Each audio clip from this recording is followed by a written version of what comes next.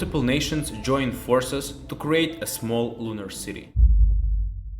Tens of thousands of people now live on the moon. Reporters from Earth call it the day the moon stood on its own. Gene therapy and cybernetic enhancements are now common in lunar medical centers. People worry that a full-blown conflict is on the horizon. Have you ever wondered what it would really take for people to live on the moon? Breathing in pressurized domes, growing your food under low gravity, and walking on dusty ground day after day.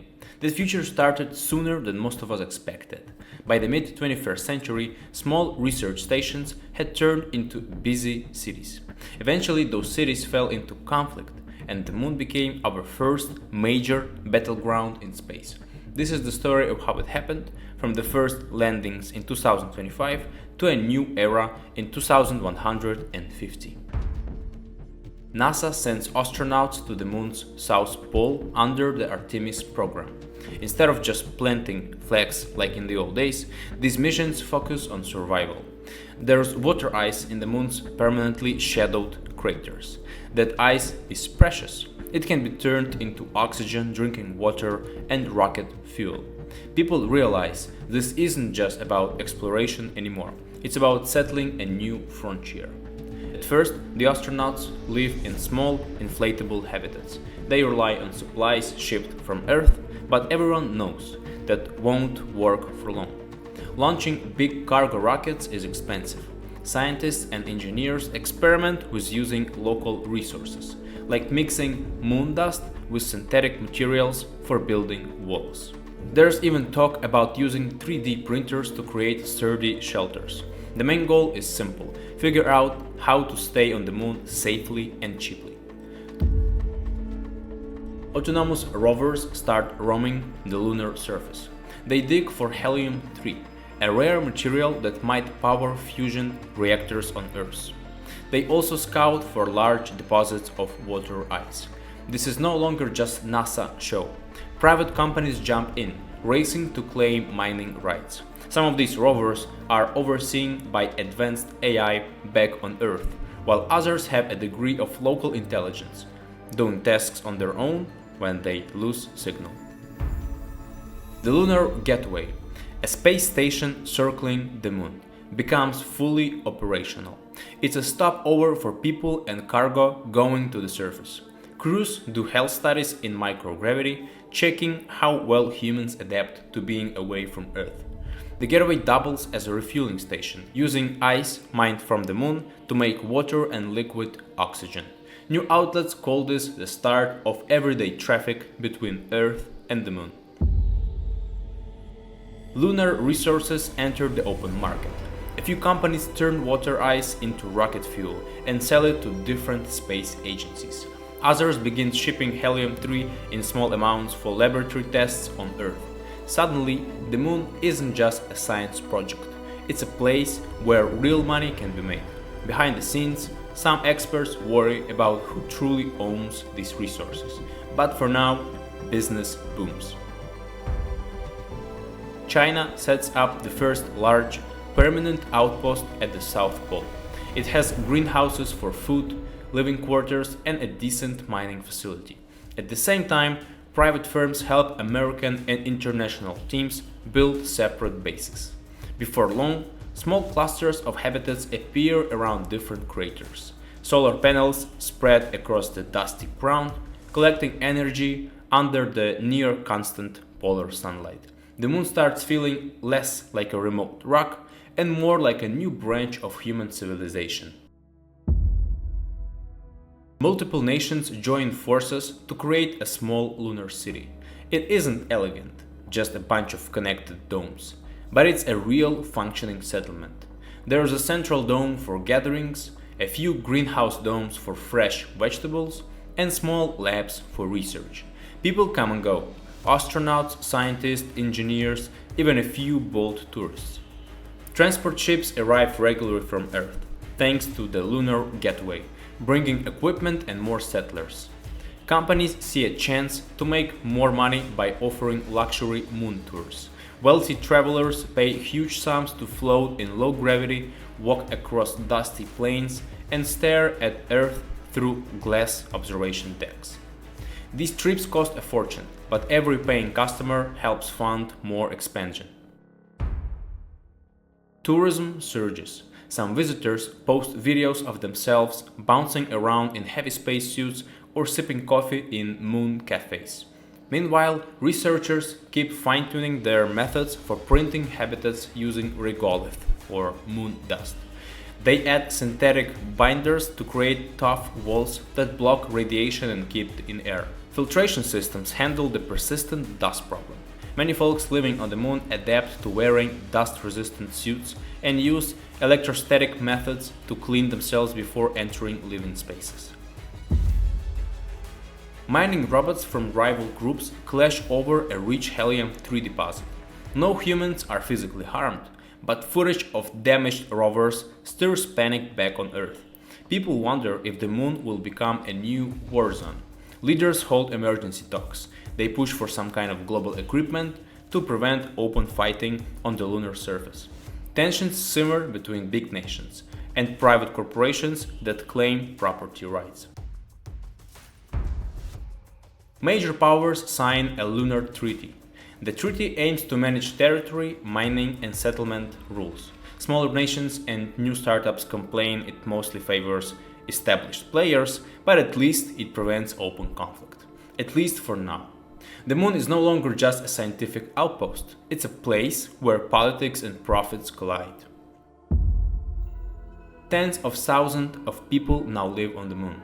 Some well-funded colonies enjoy comfortable living spaces with the latest technology. Others barely scrape by, struggling with outdated life support systems and short supplies. A major colony has an air system failure, but it's a wake-up call for everyone. Neighboring settlements rush to help, but the event highlights the deep divide between wealthy and poor lunar communities. A growing independence movement demands that people on the moon make their own laws. They argue that governments on Earth don't understand lunar life.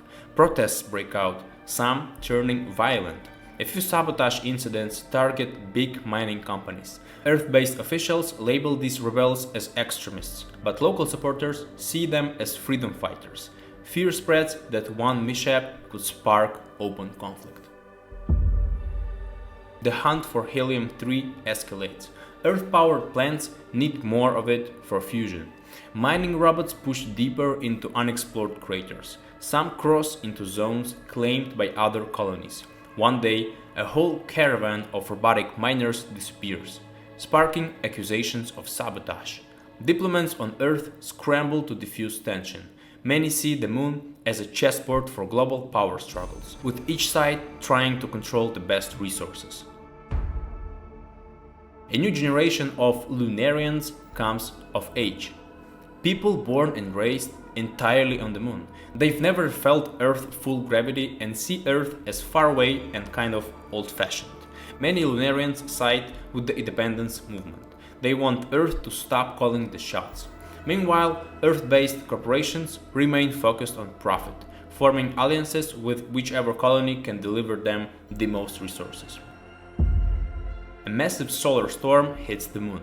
Communications shut down, power grids fail, and bases scramble to survive.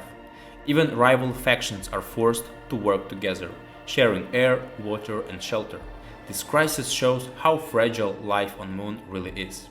After order is restored, colony leaders create the Lunar Council, a single group that oversees resource distribution, emergency plans, and general law. Many folks call it a new start, though some remain skeptical. The Moon launches its first interstellar spacecraft, built mostly from local resources. It symbolizes how lunar civilization has come, no longer just a dependent outpost, but a pioneer stepping beyond Earth's solar system. Colonists gather to watch the liftoff from pressurized viewing domes, feeling a shared sense of pride. Reporters from Earth call it the day the Moon stood on its own.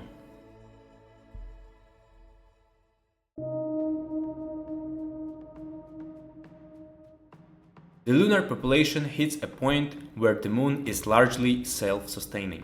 Farms, resource extraction, and manufacturing reach a level that reduces dependence on Earth shipments.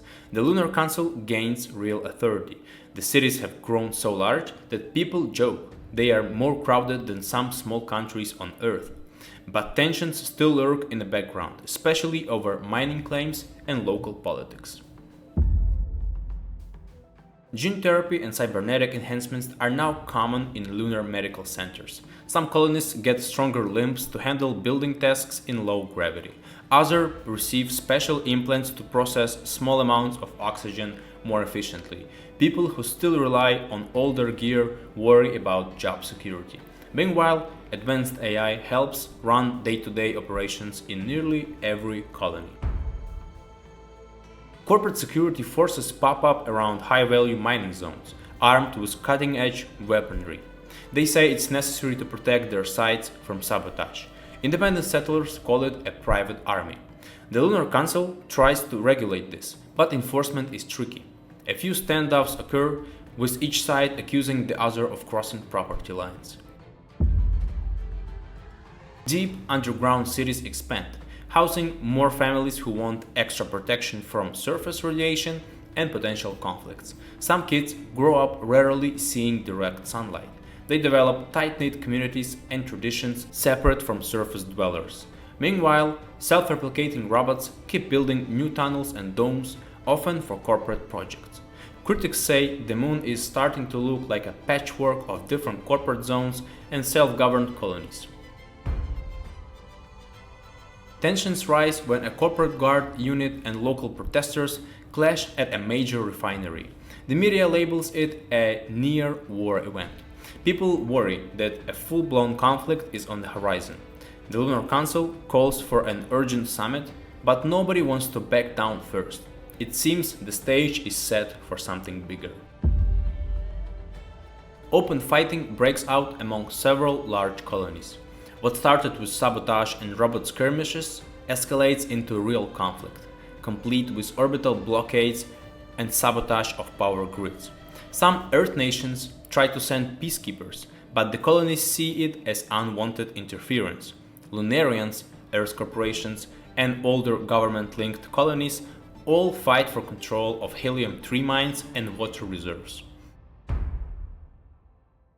Cyberattacks cripple life support networks in certain regions. Dome breaches become a terrifying tactic. If you can't hold your territory, you lose your air. Many people flee to more secure underground bunkers. Despite the chaos, some voices call for peace talks. But with so many different factions, it's hard to find common ground. A temporary ceasefire takes hold when key leaders realize that devastation isn't worth it. Civilians are suffering and many mines lie damaged and abandoned. The Lunar Council reconvenes with new powers, trying to draft a permanent end to the war. They propose a new charter that respects local autonomy but sets rules for resource sharing and conflict resolution. Some factions sign immediately, others stall. Rebuilding starts in earnest. Damaged domes are repaired, water pipes are restored, and trade lanes reopen. People who once fought side by side or against each other swap stories in half-rebuilt markets. Younger Lunarians push for unity, saying the moon deserves a single government that listens to everyone. The question remains, can peace last, or will the old grudges spark again? A grand peace treaty is finally signed. It officially ends the war for the moon, creating a stable framework for the future. The moon emerges as a federation of colonies, each with its own leadership, but all bound by common laws to prevent further violence. Some hail it as the dawn of true lunar independence, finally free from Earth's meddling and corporate control. Others remember the lives lost and vow never to repeat those mistakes. The moon isn't just a rock in the sky. It's a place with generations of families, new cultures, and strong ambitions. It has faced booms and crashes, grand discoveries, and brutal wars. Through it all, people have learned how fragile life can be on a harsh world that offers no mercy if your air runs out. They also learned that if they stand together, they can survive solar storms, famine, and even war. Now, as the Lunar Federation looks to the stars, building giant shipyards, launching deep space missions, and experimenting with cutting-edge science, everyone on the moon carries the hope that the lessons of their past will guide them toward a better future. That's a story of how the moon went from a few exploration modules to a thriving but conflicted civilization, ending in a war that forever changed its destiny. In the end, it stands as a cautionary tale and a sign of humanity's potential. We saw hope and greed, cooperation and violence, curiosity and fear, all playing out on a dusty stage where one wrong move could cost everyone the air they breathe. Yet, after 125 years of struggles, the moon endures, pointing the way to humankind's border journey into the cosmos. If you like this video, please hit a like button and share your thoughts in the comments. And have a good day.